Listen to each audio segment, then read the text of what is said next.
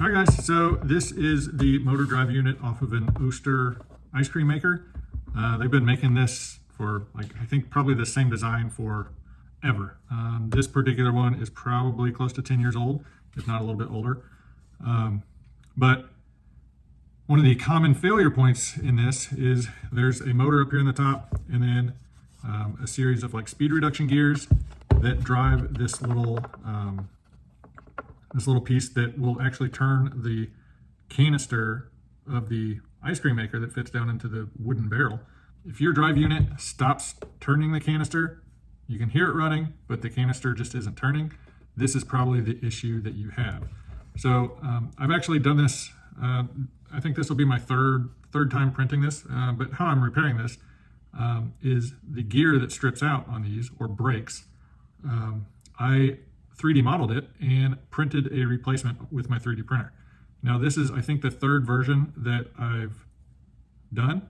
In this particular version, I've actually printed it in two pieces. So right in the middle of this larger gear, I actually split it into two pieces, and then these both print flat side down, so you don't have to use any support material to print these. And then I just added these 3 holes in here to use 3mm screws, so you can attach these two together. And then if this little 11-tooth gear is the one that usually ends up stripping out, you can just reprint this top piece and pull it apart and replace that. So let me get this apart and show you how it goes together. So obviously, always make sure you're unplugged before you start disassembling. But in the bottom of this, you'll see a screw here, there's one at the top up here, a matching one here, and here. So just remove all those screws, and then this top half will come off. But I've got all of my screws out, and so you can see they'll just come out, and this top piece just comes off. There's the switch in here, so all of that stays attached, and it doesn't look like there's a good way to get that switch out without actually cutting the wires. So we don't need to do any of that. Once you get this top cover off, there are 5 screws. So there's 3 along the side, 3 along the side. The 2 outer ones on both sides, and then there's one kind of here under the switch wiring. So we'll go ahead and pull those out. And then once you get all those screws out, you can just lift this out. And so there's a little square drive, and this is the spline drive that fits over your canister. It just fits down in there. This little square drive actually fits in this square hole in the middle, and that just keeps the paddle inside the canister from turning. So that's how that works. So here's the motor, and then you can see these gears down in here. You got a steel gear on the bottom of the motor shaft, and then there's a white gear in here, and you can see this other yellow gear.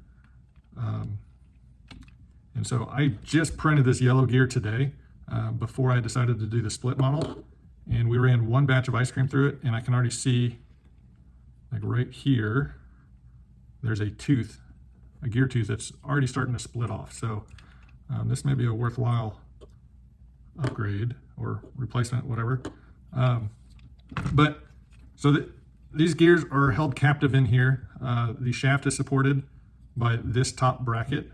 So one side of the shaft is supported by this, the other side is supported by this, and there's just a screw on each side that holds this support bracket down. So basically, you just have to pull those 2 screws out, and they're in there fairly tight, so make sure you got some good downward pressure on that screw head to prevent rounding those Phillips drives out. So I'm going to get both the screws out, and now I'm going to flip this upside down, holding everything together. And now I can pull this off. And so there is a little black washer here that goes over the top of this shaft.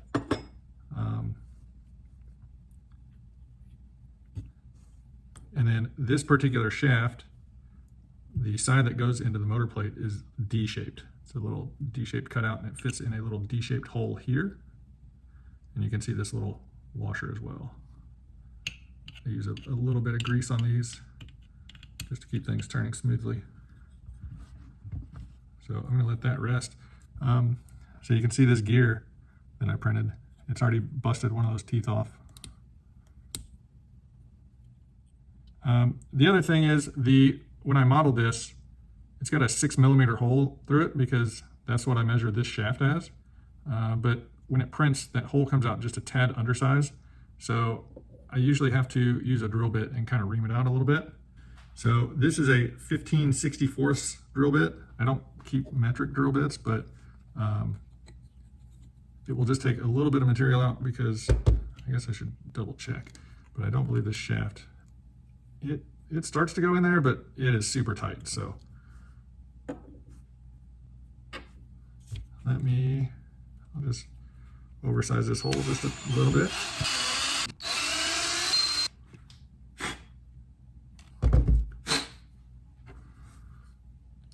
So you want to make sure that holding the two ends of the shaft, this will spin on there nice.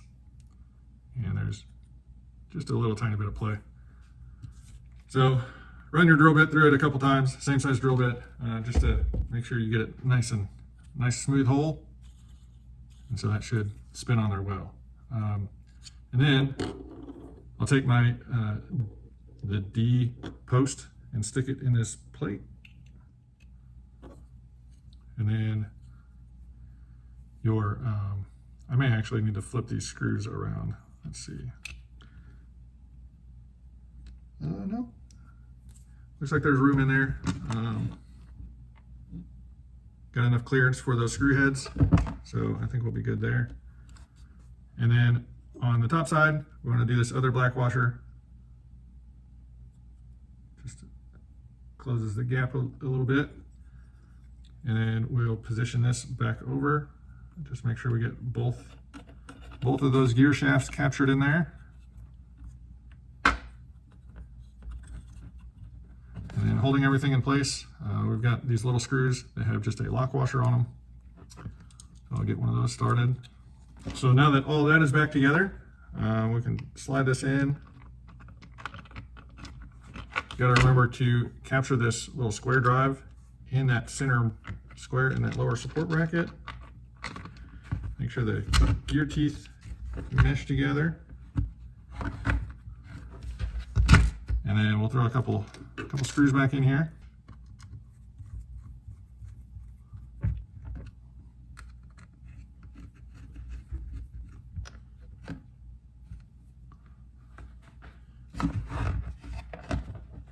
Okay, making sure our switch is in the off position. I'm gonna plug this in.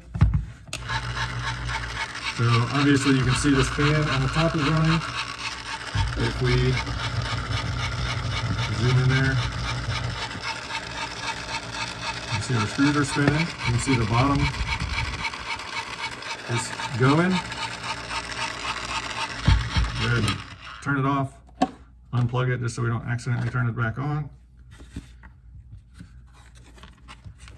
And then we'll tuck the wires in, get it back together, and throw our screws back in. So there we go. If you've got an Oster ice cream maker that won't turn this bottom drive anymore, you probably got a broken gear. So I will put a link down in the description to this 3D file. I've got both this original version that you have to print with supports, or the two-piece version that you will just need a couple 3mm screws. These are just a panhead Phillips screw.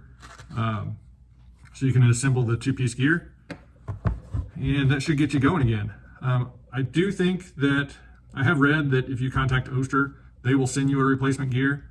I have no idea what that turnaround time is. The print time on this, using a 0.6mm nozzle and just a very rough draft. I don't know if you can see the layer lines on there, but this is a 0.32mm layer height. Printing this takes about an hour and 10 minutes. So if you're in the middle of making a batch of ice cream and it fails, you can probably have one printed, put back in, and get it going again and still be able to finish your batch. So I'm just using PLA filament, probably the most common filament that everyone prints with, but it's not the most durable. So super easy to print, but if you're using something like PETG or ABS or something crazy like nylon, these may hold up a little better. With the new split design, since these top 11 teeth are typically the ones that strip out and break off, I can just print a couple of the top section, and if one of them wears out, just 10 minutes, take it apart, swap on the new top, and be good to go. I am going to adjust my model a little bit to see if I can get it so it'll print and be ready to slide on the shaft. Over extrusion is making this hole a little bit smaller. That's why I've got to run a drill through it. But I'm gonna adjust my model a little bit and upload that one to printables. So if you guys print one of these out, let me know. Give me some feedback on it. Anything I should change. I'd be curious to know what kind of filament you printed it in and how long it lasted. If you've got that kind of feedback, leave a comment down below or comment on the actual model on printables. And if you like what I do, give me a thumbs up. That really helps out getting videos out there in front of more eyes. If you have any questions or comments, leave them down below. Hit that subscribe button. And until next time, we'll see you later.